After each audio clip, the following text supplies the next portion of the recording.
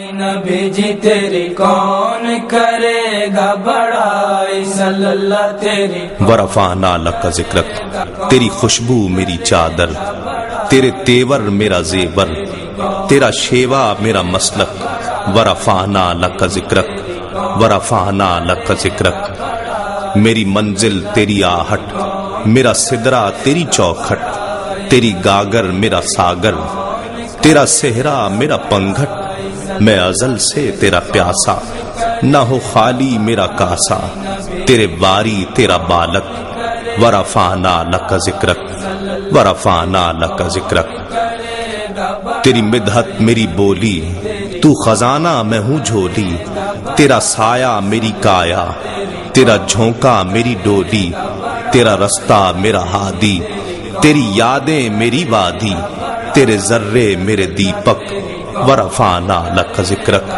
ورفعنا لک ذکرک، تیرے دم سے دل بینا، کبھی فاراں کبھی سینا، نہ ہو کیوں پھر تیری خاطر، میرا مرنا میرا جینا، یہ زمیں بھی ہو فلک سی، نظر آئے جو دھنک سی، تیرے در سے میری جان تک، ورفعنا لک ذکرک، ورفعنا لک ذکرک۔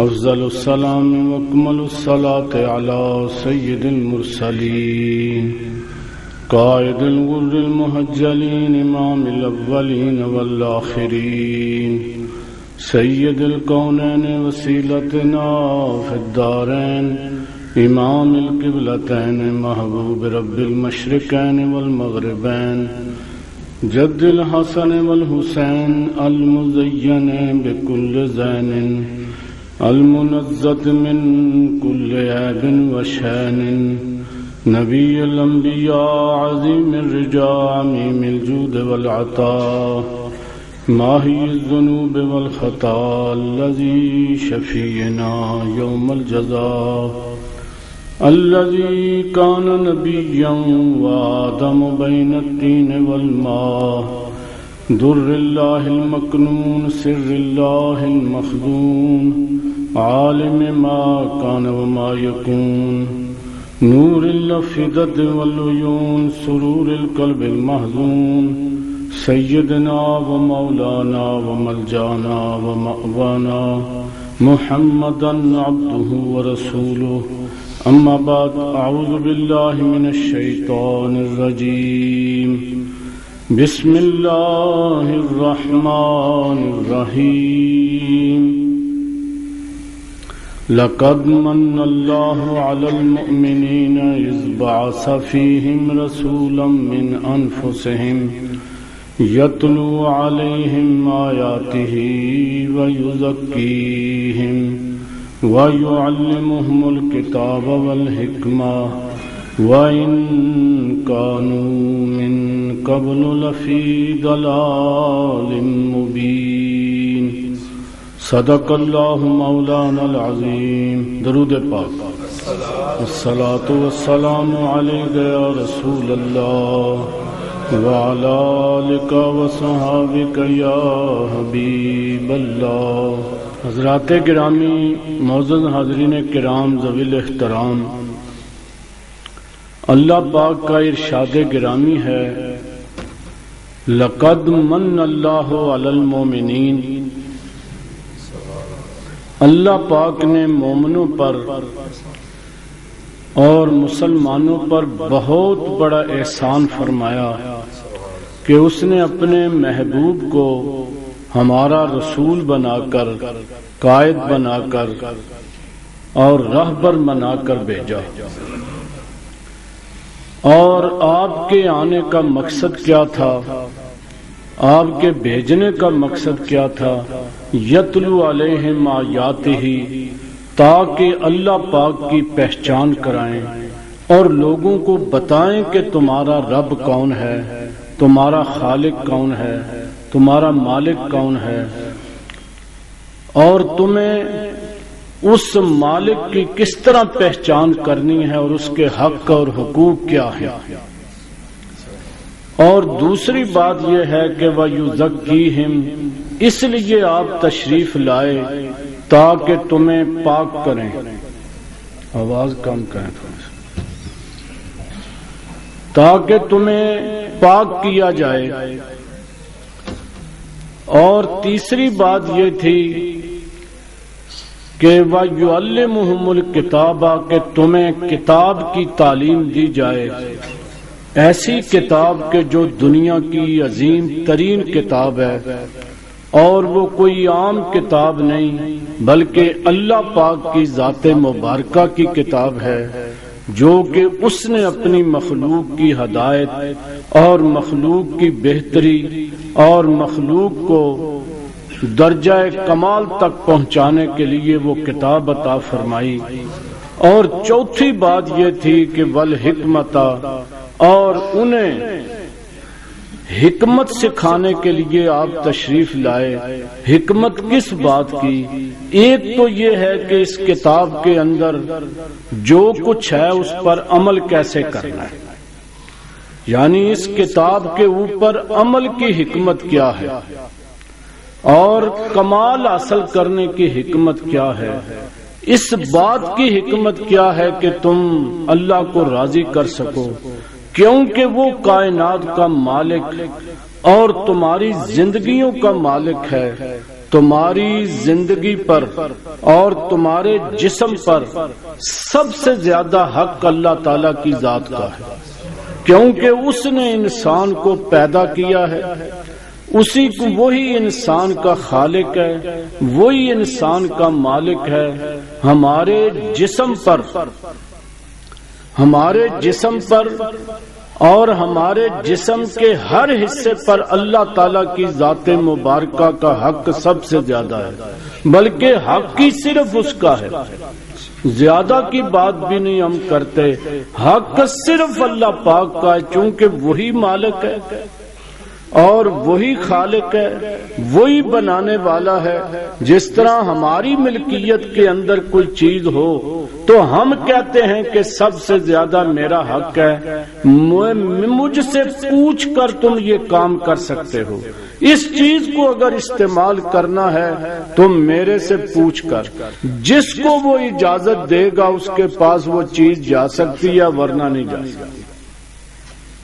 اسی طریقے کے ساتھ اللہ پاک کی ذات مبارکہ یہ ہمارے جسم کی مالک ہے، اللہ پاک ہمارا خالق ہے، ہماری زندگی اس کے قبضے کے اندر ہے، ہر چیز کا وہ مالک ہے، ہماری آنکھوں کا مالک وہ ہے، کانوں کا مالک وہ ہے، زبان کا مالک وہ ہے، ہاتھوں کا مالک وہ ہے، دل کا مالک وہ ہے، اور اس کے اندر جتنے خیالات اور فکر پیدا ہوتے ہیں ان کا بھی مالک اللہ پاک کی ذات مبارکہ ہے۔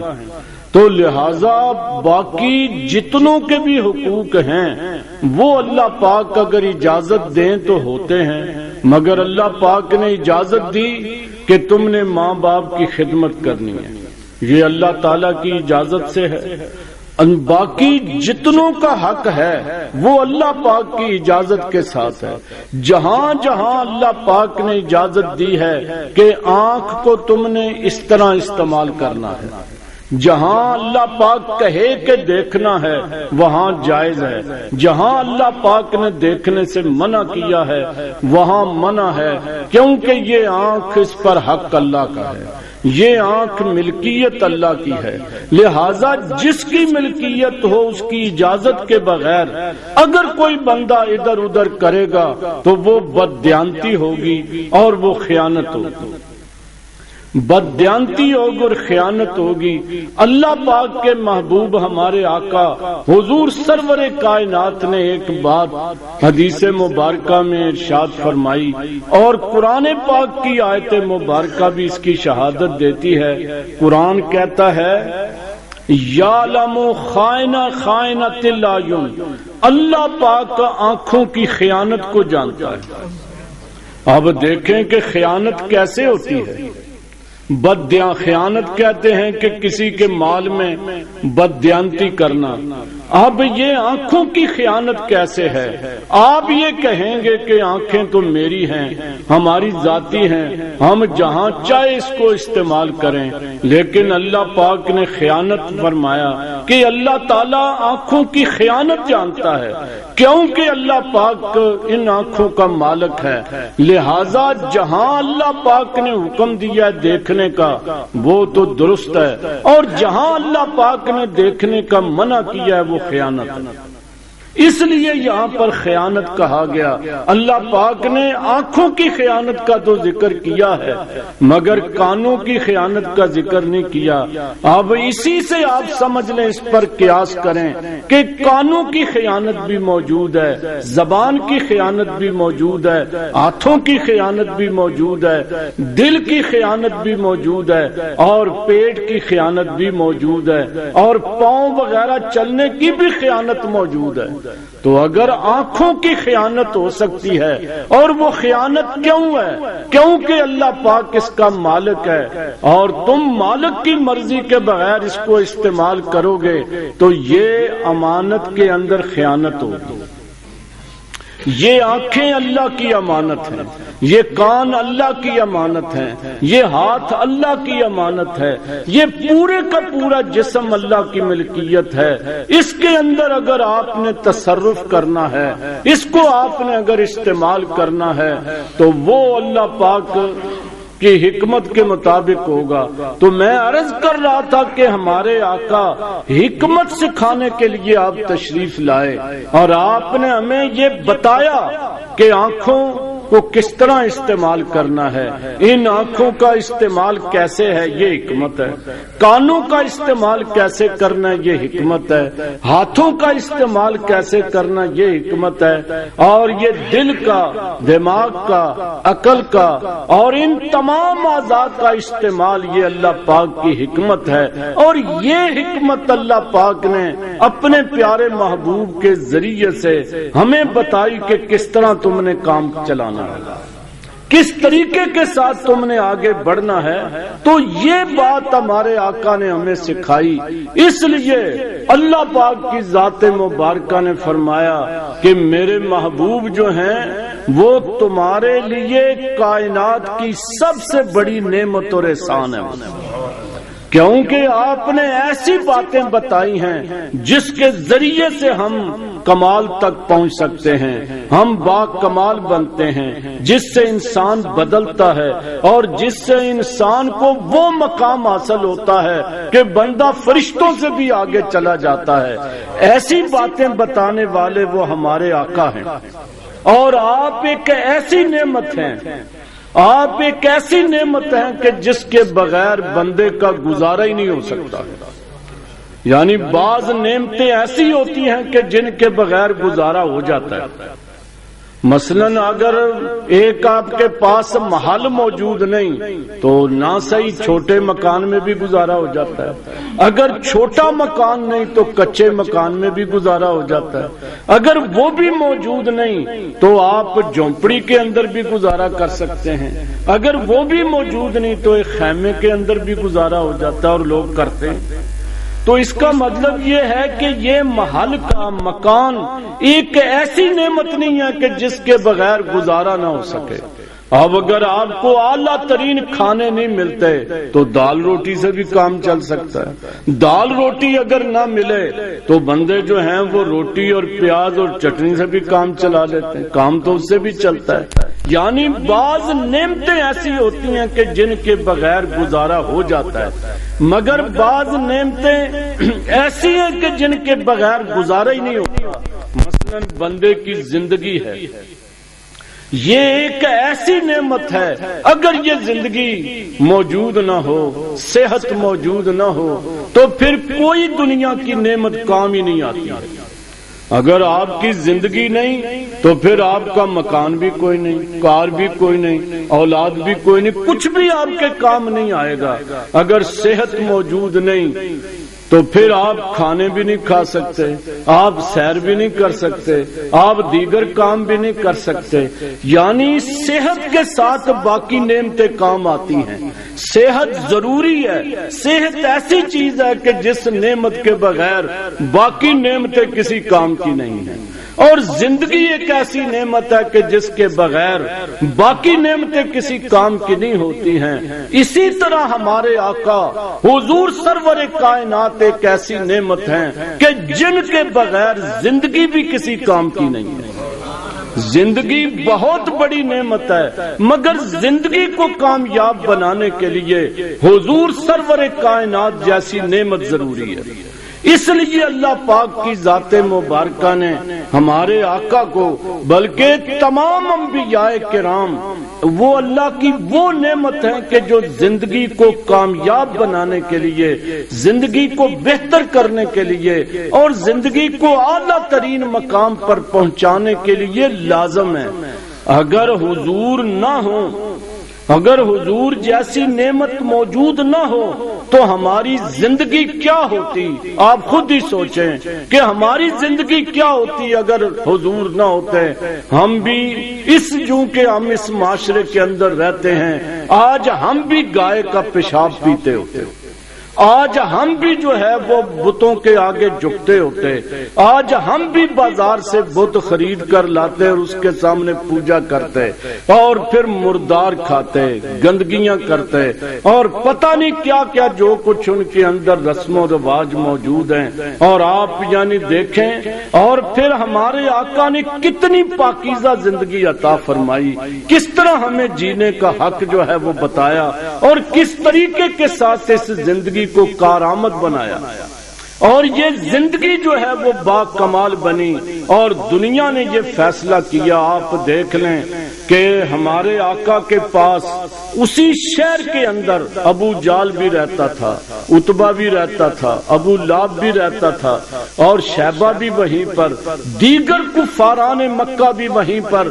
اور اسی شہر کے اندر اور اسی قبیلے کے اور اسی ایک قوم کے ساتھ تعلق رکھنے والے حضرت ابو بکر صدیق بھی ہیں، حضرت عمر فاروق بھی ہیں، عثمان غنی، حضرت علی اور دیگر صحابہ کرام۔ ذرا آپ غور کریں کہ وہ بھی وہاں پر رہنے والے تھے، لیکن جنہوں نے ہمارے آقا حضور سرور کائنات کی خدمت عالیہ میں ان کے پاس جا کر بیٹھے اور ان کے قدموں کے ساتھ لپٹے اور اس نعمت کی انہوں نے قدر کی، تو وہ کہاں پر پہنچ گئے۔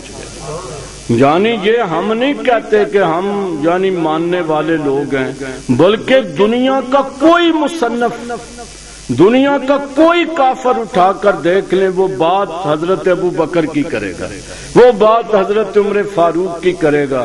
کتابیں حضرت عمر فاروق پر لکھی گئیں، حضرت علی پر لکھی گئیں، حضرت سیدنا عمر فاروق پر لکھی گئیں، لیکن کوئی ایک بندہ بھی بتا دے، کوئی ایک حرف بھی ابو جال کے بارے میں لکھا گیا، وہ عتبہ اور شیبہ کے بارے میں لکھا گیا ہو یا کسی اور کے بارے میں لکھا گیا ہو، جنہوں نے گن گائے ہیں اور جنہوں نے تعریفیں کی ہیں ان لوگوں کی صرف کی ہیں کہ جنہوں نے ہمارے آقا جیسی نعمت کی قدر کی ہے، جن کے دل میں حضور کی قدر موجود تھی۔ وہ لوگ جو ہیں وہ دنیا کے اندر اتنا بلند ترین مقام انہوں نے حاصل کیا کہ آج تک وہ کوئی مقام حاصل ہی نہیں کر سکا ہے۔ تو اس سے ایک بات تو یہ ثابت ہوئی کہ ہمارے آقا ایک ایسی نعمت ہے کہ جس کے بغیر گزارا ہے ہی کوئی نہیں ہے۔ اگر کوئی بندہ حضور کے بغیر زندگی گزارے گا تو وہ زندگی ابو جال کی ہوگی، وہ ابو لہب کی ہوگی، وہ عتبہ اور شیبہ کی ہوگی، وہ پیشاب پینے والوں کی ہوگی، وہ پتھروں کے آگے جھکنے والوں کی ہوگی، وہ مردار کھانے والے لوگوں کی ہوگی۔ وہ زندگی سیدنا صدیق اکبر جیسی نہیں ہو سکتی ہے۔ تو یہ بات اگر ہم سمجھ جائیں کہ سب سے بڑی نعمت اور سب سے بڑی دولت ہمارے آقا کی ذات ہے تو پھر ہمیں سمجھ آ جائے گا۔ لیکن بات یہ ہے کہ ہم دولت کمانا، کاروبار کرنا اور پھر جو ہے مکان بنانا اور پھر اس کے بعد جو ہے وہ کوئی بیوی یا عورت یا گاڑی اس کو صرف نعمت سمجھتے ہیں۔ ہم سمجھتے ہیں کہ نعمتیں یہ ہیں، زندگی اس بندے کی ہے کہ جس کے پاس سرمایہ موجود ہے، زندگی اس کی ہے کہ جس کے پاس کاروبار موجود ہے، زندگی اس کی ہے کہ جس کے پاس مکان موجود ہیں۔ لیکن آپ اگر غور کریں کہ یہ چیزیں تو ہندوؤں کے پاس، سکھوں کے پاس، انگریزوں کے پاس، یہودیوں کے پاس، یہ عاد کے پاس، سمود کے پاس، فرعون کے پاس، نمرود کے پاس اور قارون کے پاس سب سے زیادہ یہ چیزیں موجود تھیں، لیکن ان کے پاس اگر چیز موجود نہیں تھی تو وہ نبی جیسی نعمت موجود نہیں تھی ان کے پاس، باقی ہر چیز موجود نہیں تھی۔ تو اللہ پاک نے کسی چیز کی قدر نہیں فرمائی، کسی چیز کے بل بوتے پر انہیں نجات نہیں دی، بلکہ اگر بادشاہی ہے وہ بھی تباہ کر دی، اگر کوئی ان کی عمارت ہے وہ تباہ کر دی، دولت ہے تو ختم کر دی، جو کچھ بھی ان کے پاس موجود تھا وہ سب کا سب ختم ہو گیا۔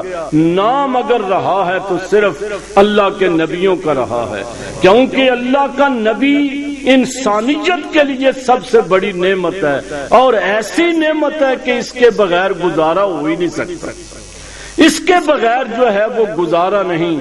گزارا کیوں نہیں؟ اس کے بغیر زندگی اگر گزرے گی بھی، یہ تو ہو سکتا ہے کہ آپ کی زندگی وہ آپ کو کوئی مصیبت نہ آئے، کھا پی کے آپ مر جائیں، لیکن یہ دنیا کی زندگی یہ حقیقی زندگی نہیں ہے۔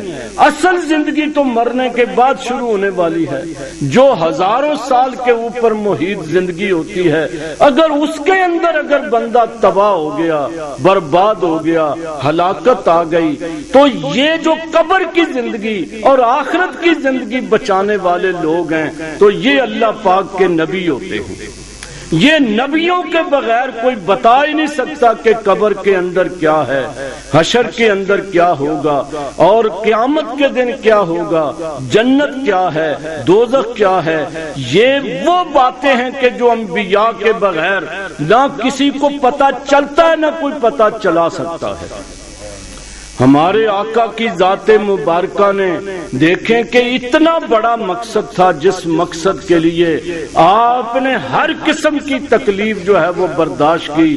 اگر کوئی یہ مقصد چھوٹا موٹا ہوتا تو پھر اس کے لیے اتنی مصیبتیں کیا برداشت کرنے کی ضرورت تھی۔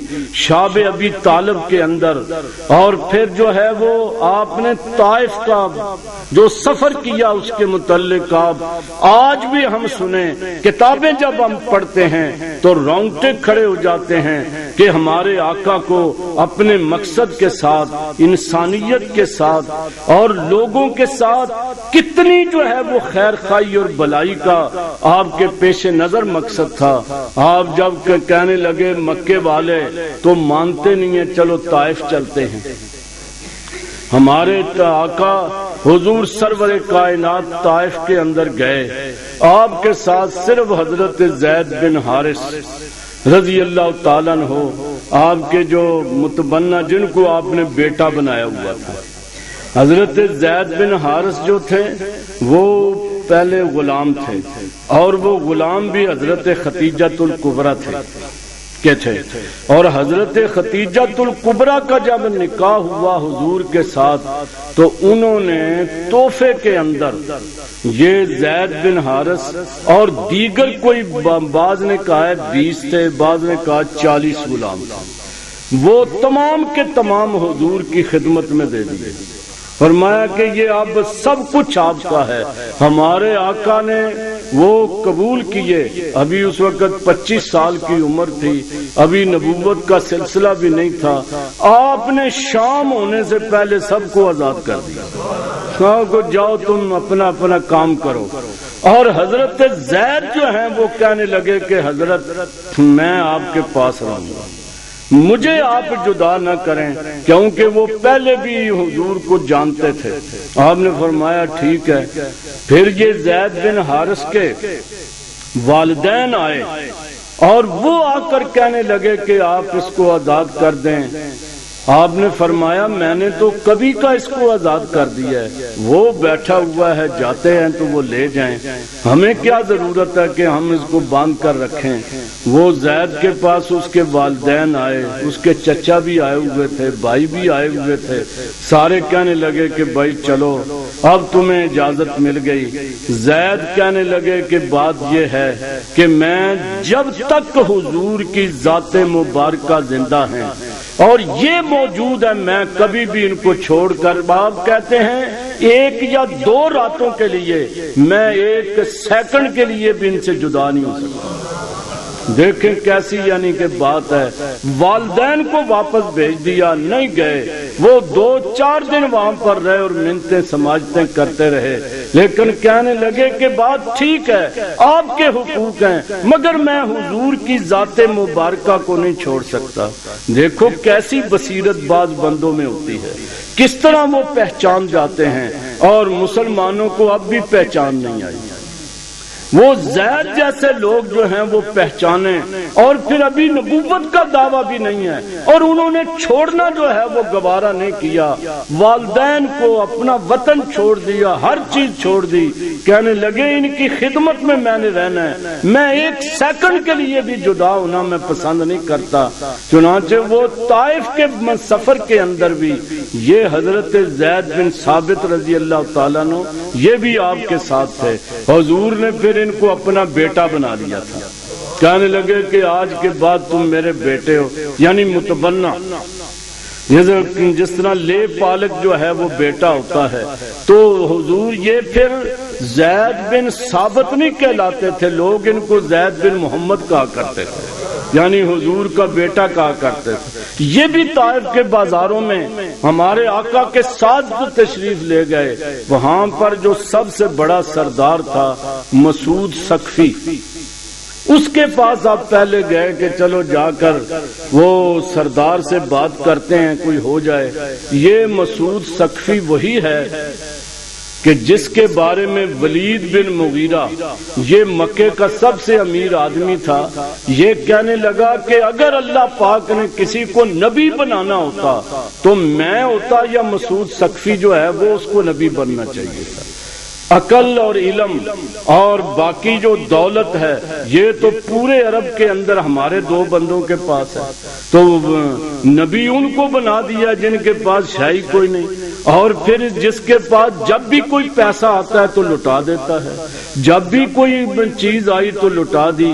खतीजतुल कुबरा जो है वो पूरे मक्का जितना, पूरे मक्के के पास माल है, उससे इस पूरे मक्के से ज्यादा माल सिर्फ खतीजतुल कुबरा के पास था, और इसने सारा ही माल खतीजतुल कुबरा का वो जाया कर दिया। उनके नजदीक ये जाया था।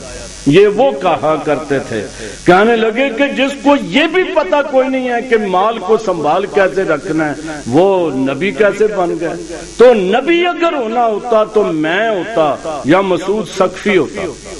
ये 2 बंदे अहल हैं कि जो नबूवत के अहल हैं, ये उनका अपना क्राइटेरिया था, अपना उनका अंदाजा था कि नबी ऐसे होते हैं। जबकि अल्लाह पाक की जाते मुबारका ने सूरत नून वल कलम के अंदर इसी वलीद बिन मुगीरा के बारे में फिर वो आयतें नाज़िल फरमाई कि वाउतुल्लिम बाद ज़ालिका ज़नीम।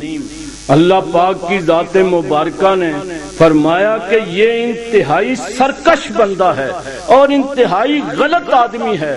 और उसके बाद क्या है, जनीम। जनीम कहते हैं जो हराम ज्यादा हो, ये अपने बाप का नुत्फा ही नहीं है, ये जना से पैदा होने वाला बंदा, ये किसी को बात का पता नहीं था। अल्लाह पाक ने फरमाया कि तू कहता है कि मुझे नबी बना दे, और तू कहता है कि मुझे नबी होना चाहिए था, और अपनी असल और औकात तो देखो। और जब यानी कि ये आयतें मुबारका नाज़िल हुई, उस वक्त वो अपनी माँ के पास गया, कहने लगा मैं और बातें तो जो कुछ भी है कि मैं हुजूर के बारे में करता हूँ, लेकिन एक बात मैं कभी भी नहीं जुटला सकता कि हुजूर की जबान से जो बात निकलती है वो कभी झूठी नहीं होती, वो बात सच्ची करते हैं। आज उन्होंने कहा है कि तुल्लिम बाद ज़ालिका ज़नीम, دیکھو کافروں کو کتنا یقین تھا حضور کی زبان پر، کافروں کو کتنا یقین تھا حضور کے فرمان پر، اور آپ کی زبان اقدس سے نکلی ہوئی بات کو وہ کتنا سراہتے تھے۔ لیکن آج افسوس ہے کہ ہم مسلمان ہو کر کلمہ پڑھ کے اللہ کے نبی کو نبی کہہ کر رسول کہہ کر پھر بھی آپ کی باتوں کو یہ تو کہتے ہیں کہ باتیں سچی ہیں لیکن مانتے اس پر عمل کوئی نہیں کرتے، یعنی کہ ہمیں اتنا یقین موجود نہیں جتنا کہ ان کو تھا۔ تو بہرحال یہ مسعود ثقفی یعنی عرب کے اندر مکہ اور اطراف کے اندر ایک مشہور آدمی تھا کہ جس کے بارے میں ولید بن مغیرہ نے بھی مکے کے اندر گواہی دی۔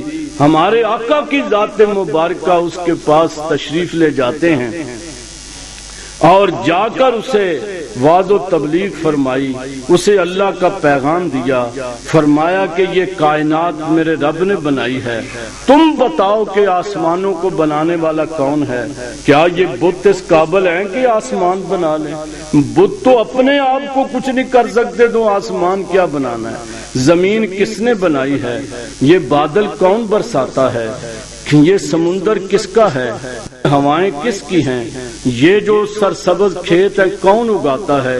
طائف کے اندر جو ہے وہ بڑی سرسبزی ہے، آپ فرمانے لگے کہ بتاؤ یہ درخت کس نے اگائے؟ کیا یہ کسی بت کا اس کے اندر کوئی حصہ موجود ہے؟ آپ اس کو یعنی بار بار سوال کرتے رہے، مجھے یہ بتاؤ کہ یہ طائف کے انگور کس نے پیدا کیے؟ طائف کے اندر انگور بھی ہوتے تھے، آپ نے اس وقت ارشاد فرمایا کہ یہ طائف کے انگور یہ بتوں نے پیدا کیے ہیں یا ہمارے رب العالمین نے پیدا کیے ہیں؟ تم یہ بتاؤ کہ ان انگوروں کے اندر مٹھاس کس نے پیدا کی ہے؟ یہ سیدھی سادی بات ہے کہ ایک جیسی زمین ہے اور پھر پانی اوپر کیسے جاتا ہے؟ پانی میٹھا کیسے ہوتا ہے؟ پانی کڑوا کس طرح ہو جاتا ہے؟ ہم ہی کہتے ہیں یہ بورڈ کا درخت بھی آپ نے دیکھا ہوگا، باقی سارے درختوں کے اندر پانی ہوتا ہے، بورڈ کے درخت کے اندر وہ دودھ سا موجود ہوتا ہے، وہ دودھ کون بناتا ہے؟ باقی درختوں کی بھی خصوصیات موجود ہیں۔ تو بہرحال اگر بندہ وہ غور و فکر کرے اور بار بار غور و فکر کرے تو اس کے لیے بڑے ہی آیات موجود ہیں، بہت زیادہ دلائل موجود ہیں، لیکن اصل بات یہ ہے کہ ہم نے کبھی غور نہیں کیا۔ ہمارے آقا فرمایا کرتے تھے جب تم باہر نکلو تو پاگلوں کی طرح نہ جاؤ۔ صحابہ نے عرض کی کہ پاگل، آپ نے فرماتے پاگل کو نہیں پتا ہوتا کہ میرے دائیں کیا ہے، بائیں کیا ہے، آگے کیا ہے، پیچھے کیا ہے، لیکن جو عقل مند بندہ ہے دائیں بھی غور کرتا ہے، بائیں بھی کرتا ہے، سامنے بھی دیکھتا ہے، اور وہ درختوں کو دیکھے تو پہچاننے کی کوشش کرتا ہے یہ درخت بنائے کس نے ہیں۔ آسمان کو دیکھتا ہے تو اس کی وسعت کو دیکھ کر اللہ کی قدرت پر دلائل لاتا ہے، اللہ کتنا بڑا قادر اور کریم ہے، کتنا بڑا خالق ہے۔ زمین کو دیکھے ایک ایک ذرے کے اندر ہمارے رب کی قدرت موجود ہے، تو ہمیں اس پر غور ضرور کرنا چاہیے۔ تو انشاءاللہ تعالی چونکہ ٹائم ہو گیا ہے، آئندہ جمعے پھر یہ بشرط صحت و زندگی یہ سفر طائف کے بارے میں عرض کریں گے۔ وما علینا الا البلاغ۔ درس مکتوبات امام ربانی روزانہ بعد نماز عصر تا مغرب دارالحدیث دارالعلوم نقشبندیہ امینیہ المعروف گول مسجد 477 ماڈل ٹاؤن میں شیخ الحدیث و تفسیر حضرت علامہ مفتی محمد نصرت اللہ مجددی مدظ اللہ العالی ارشاد فرماتے ہیں، شرکت فرما کر اپنے علمی و ادبی ذوق کو دوبالا کریں۔ شکریہ۔ درس مکتوبات اور بیانات کی سی ڈیز ڈی وی ڈیز حاصل کرنے کے لیے ان نمبرز پر رابطہ کریں: 030064295512 034565503036